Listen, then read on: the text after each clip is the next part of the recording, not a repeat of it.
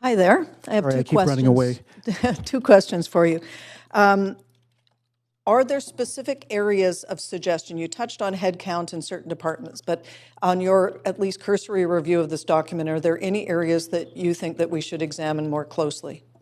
Again, I think that's an excellent question. 263 pages. I would be happy to volunteer my time and work in any committee that you want, department by department, where I can say something, you could say that's a crazy idea, or you could say, you know what, we should do that. But for me to come here and try and defend against all you talented people, I think it has to be a give and take, because it's about all of us making this place a better city. I know why you guys are in office. You want to make this a better place. So do I. It's just we want to probably do it a little differently.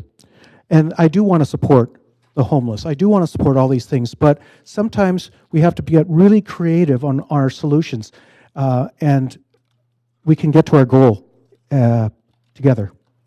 That's a good point. I've heard that from a number of people, that a more participatory budgeting process would be welcomed. Yeah. My second question, you made a comment about public policy being values-driven. It is. And, again, we start here as a local government with responsibilities around core services, roads, as you observe, roads, sewers, schools, parks, police, fire. Since these are obligations under the Vancouver Charter for the city to provide, in that context, how would you comment on the values-driven aspect of it as opposed to dollars and cents, nuts and bolts? I think that if you have a social conscience but are fiscally responsible, you can get to the promised land. If you don't have one of those two things working with you, you're either going to go broke, or you're not going to get to your goal, or you're going to leave people behind. I don't believe in leaving people behind, but I also don't just, I have done budgeting, and I realize that sometimes you have to make hard decisions. Lots of your previous speakers talked about, well, you don't need police, you don't need this, you don't need that. You know what? Let's do it rather than in kind of a, I hate to say confrontational, conflicting way. Why don't we sit together and say what we ought to do?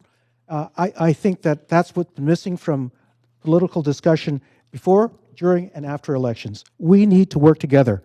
I always find the center is where you win. When you're too extreme on the left or the right, and you label it, all of a sudden people get very defensive. But you say, hey, on this particular policy, what ought we to do? And then people can come up with ideas, and you can't get defensive about an idea. You think, I like it or I don't like it, or how about this? Thank you very much. Appreciate it. Thank you.